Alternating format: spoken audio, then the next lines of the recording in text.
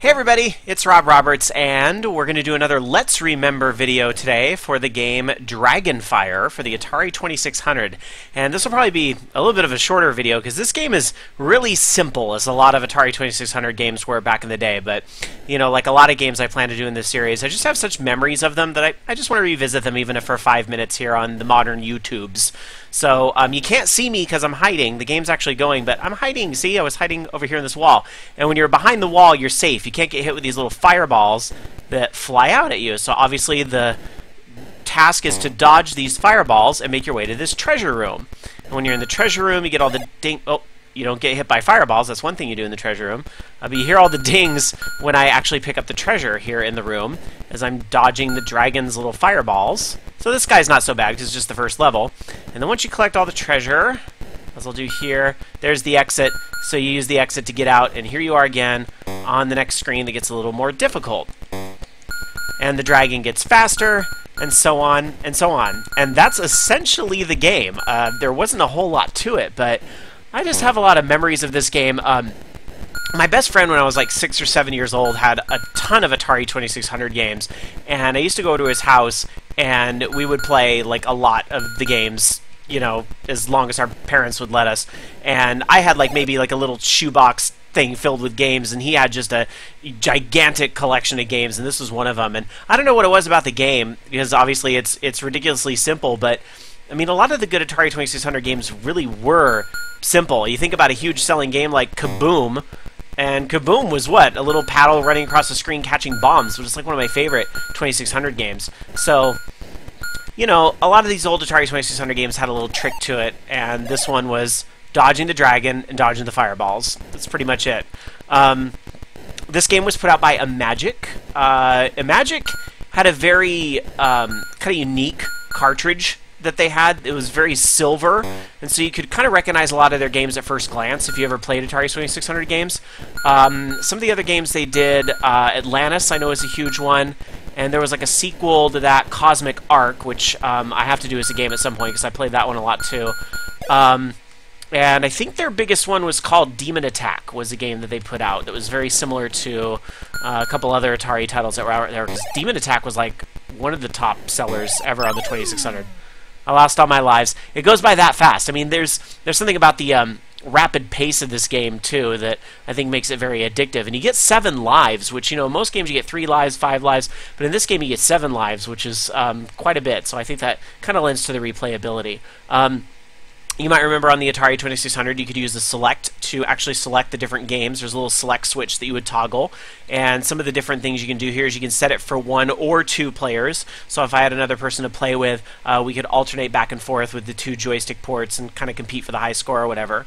And then all this first number is down there at the bottom, the 2, that just indicates that we're going to start on board number, it's actually board number 3. So game 2 is board number 3, game 3 is board number 5, and 4, which is the hardest one, is board number 7. So you want to see me fail really bad at the hard board, don't you? So let's get to it. So this is board number 7. And, oh, right in the face with the fireball right off the bat there. You know, whoa, God, look how fast that dragon moves. I find the best strategy on the stage with the bridge is to just run as fast as you can. Just book it. Because if you waste time...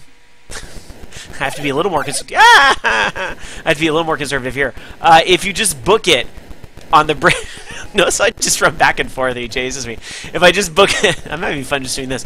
If you book it on the bridge, you'll usually beat the fireballs before they get into a really difficult pattern that might be insurmountable.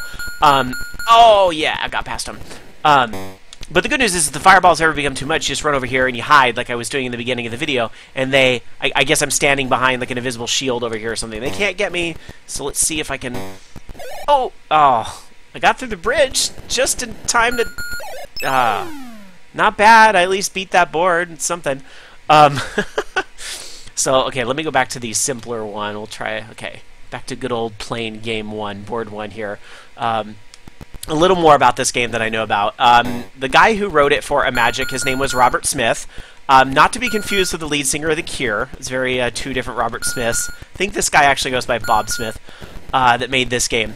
But the really cool thing that Bob Smith did a few years ago, actually it was about 10 years ago at this point, he actually released the source code to this game on the internet.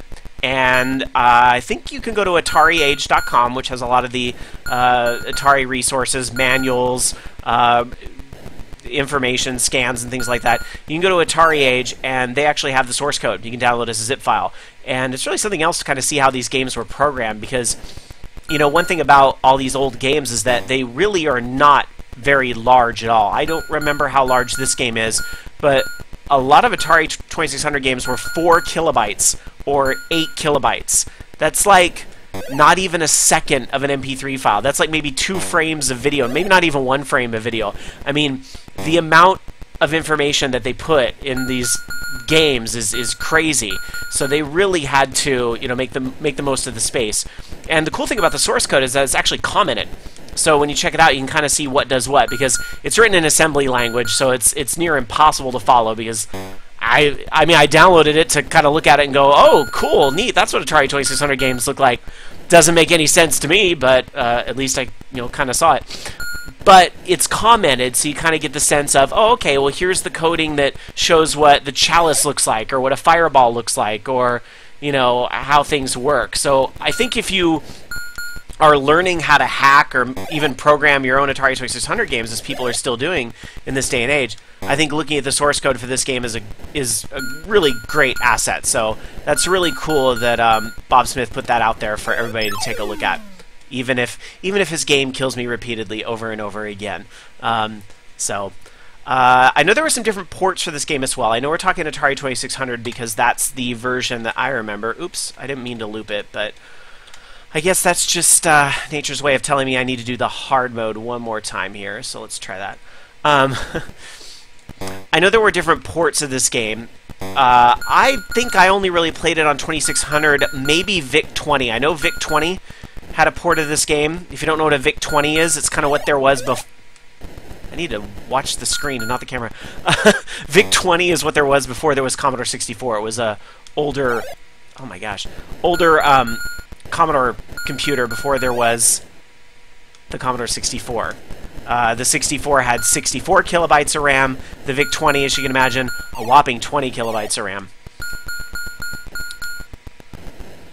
Unfortunately, you know, for the Atari 2600, there's not a huge soundtrack to speak of. It's just the ding-ding-dings you hear over and over, and the sound of me dying over and over on those very hard levels.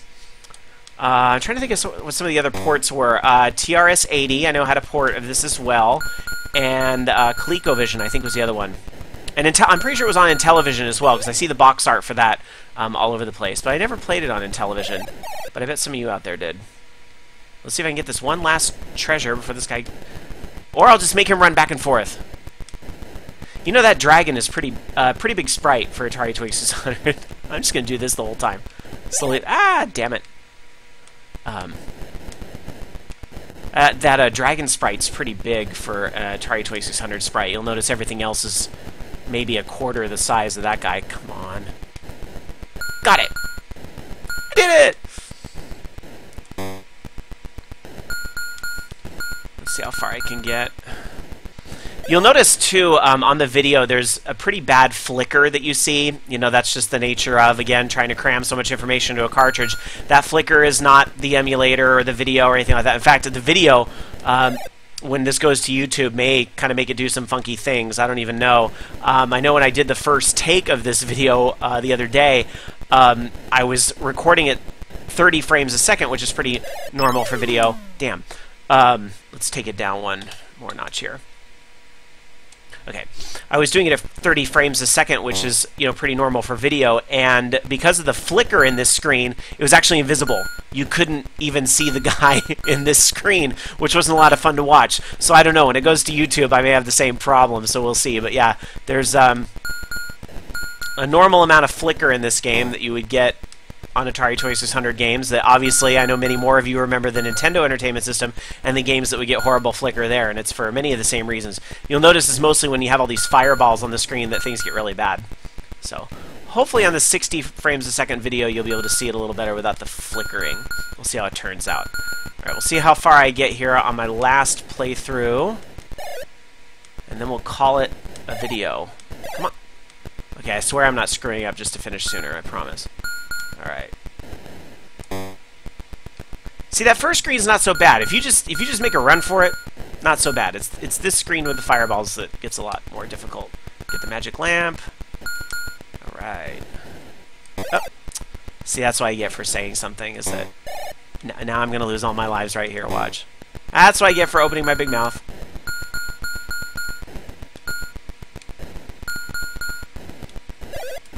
Ah. So, very fast-paced game, very simple game, but a lot of great memories with Dragonfire. So there you go, a little tour down memory lane of Dragonfire for the Atari 2600. So thank you very much for watching. I plan to do more of these Let's Remember videos. Thank you very much for the feedback to the first video I did for Jumpman Jr., and I'll try to do some more of these throughout the coming weeks. If you like what you see, don't forget, rate, comment, subscribe, all that good stuff. And if you want to check out some of my other projects, you can follow me on Twitter at SKIE, that's Sky at SKIE. You can follow me here on Google Plus at Rob Roberts. Or, of course, there's the podcasts I do. You can check them out at vognetwork.com, the two podcasts I do. Orange Lounge Radio every Sunday night, where every gamer has a voice. And Horde House on Wednesday nights, the show about all things online gaming, but never too seriously. Thanks again very much for watching, you guys, and have a good one. Bye.